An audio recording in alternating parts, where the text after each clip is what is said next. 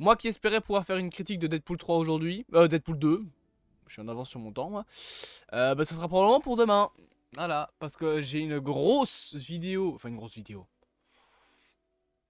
Hein, bon, je vais faire 4 cuts et puis la vidéo sera finie. Non, sérieusement, je vous fais une vidéo, enfin, je vais faire une vidéo montée, tier list de mes jeux préférés, comme j'avais fait pour la vidéo Spider-Man.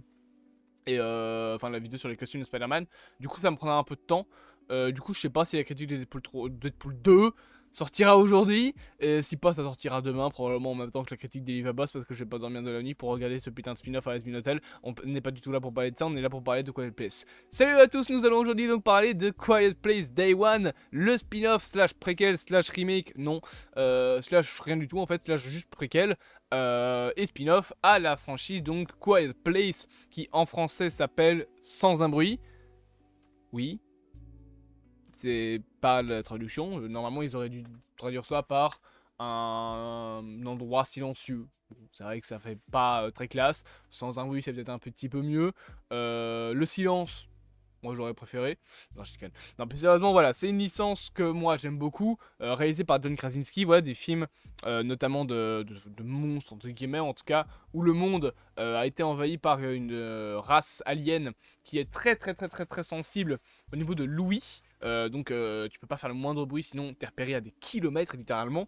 Donc l'entièreté du monde vit dans la dans le silence en fait. Les derniers survivants vivent dans le silence. Et donc là, c'est le préquel. On sait qu'il y aura Joseph Quinn.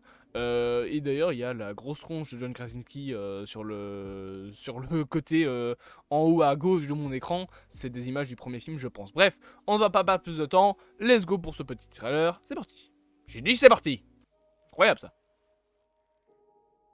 Jour 472.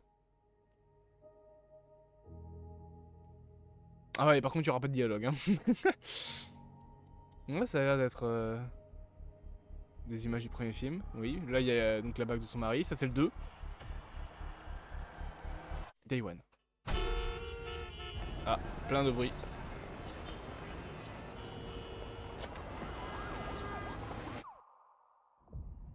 Ah, voilà. L'arrivée des aliens. Oh, putain. Mais l'arrivée des aliens, on l'a déjà vu dans le 1 d'ailleurs. Ou dans le 2. Je sais plus si c'est la scène d'intro du 1 ou du 2. Non, je pense que c'est la scène d'intro du 1. Bon, ok. Petits zombies.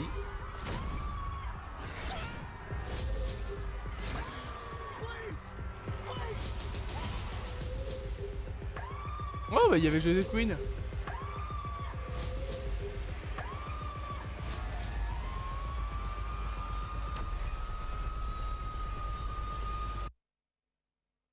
Oh.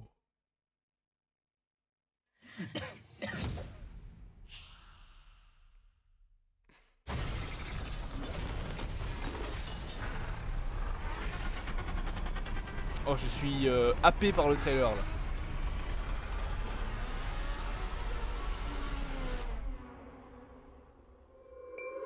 Oh là là, quelle ambiance de fou.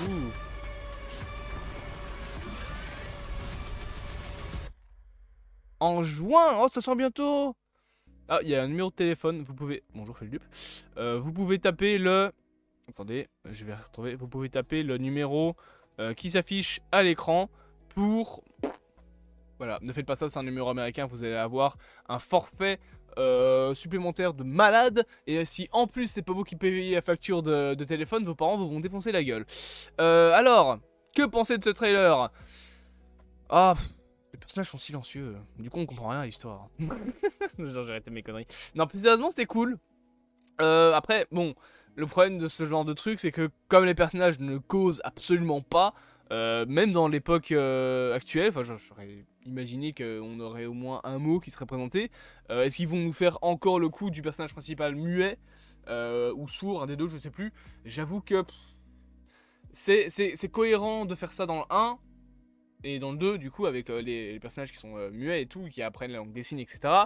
Mais refaire ça dans le troisième film, qui est sur des nouveaux personnages, je pense que ça ferait peut-être un petit peu doublon. Donc à mon avis, on devrait plus prendre des personnages qui savent, qui savent parler, qui parlent et qui entendent correctement, et pas juste reprendre, entre guillemets, des sourds ou des muets. C'était un très bon concept dans le premier film. mais le reprendre dans un spin-off, ce serait un peu dommage, ce serait faire encore une fois doublon avec le film d'origine. Sinon, que dire de plus? Bah rien, à part que voilà, hein, c'est un nouvel endroit où a commencé l'invasion. Donc là, truc intéressant, c'est qu'on a des énormes foules comme ça de gens silencieux.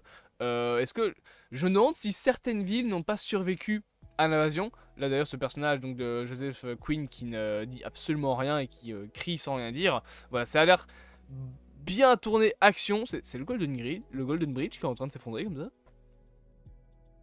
Non, c'est New York. C'est New York hein, la ville. Enfin ça a l'air d'être un truc du genre New York donc attendez, je regarde. Oui, il y a l'Empire State Building qui est là, donc ouais, c'est New York. Voilà, juste ça, je voulais savoir c'était quelle ville. Non, plus sérieusement, voilà, ça a l'air intéressant. Juste, bon, le fait que, voilà, t'aies tous ces personnages qui soient là, c'est Chinatown. Du coup, vu qu'il y a toutes ces petites décorations avec des symboles, je suppose, chinois, en tout cas asiatiques, ça a l'air d'être les quartiers de Chinatown. On ne sait pas, on verra. Mais du coup, voilà, c'est en soi intéressant, intriguant.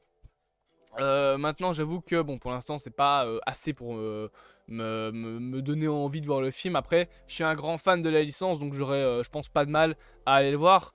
Et aussi, j'aime beaucoup en plus le personnage enfin, l'acteur Joseph Quinn. Le fait qu'elle ait un chat, je sens que ça va casser les couilles. Parce que, on aime tous les chats. Vous savez, c'est quoi le problème d'un chat dans un monde où on n'est pas censé parler? C'est que ça fait miaou. Le chat, il va faire miaou. Puis il va s'abouffer. En plus des chats. Ah là là là là, le pauvre petit chat qui va se faire dégommer la gueule. Non, honnêtement, s'ils font pas un truc avec le fait que le chat fait miaou, c'est pas un bon film. Il faut que le chat fasse miaou, les gars. Il faut que le chat fasse miaou, je suis désolé. Sinon, c'est pas drôle. C'est pas drôle si le chat fait pas miaou. Bref, j'espère que cette petite vidéo vous aura plu. N'hésitez pas, bien évidemment, à vous abonner, à partager, à liker et à commenter. Je vous souhaite bonne chance dans les terres, désolé. Et on se dit à bientôt pour de prochaines aventures.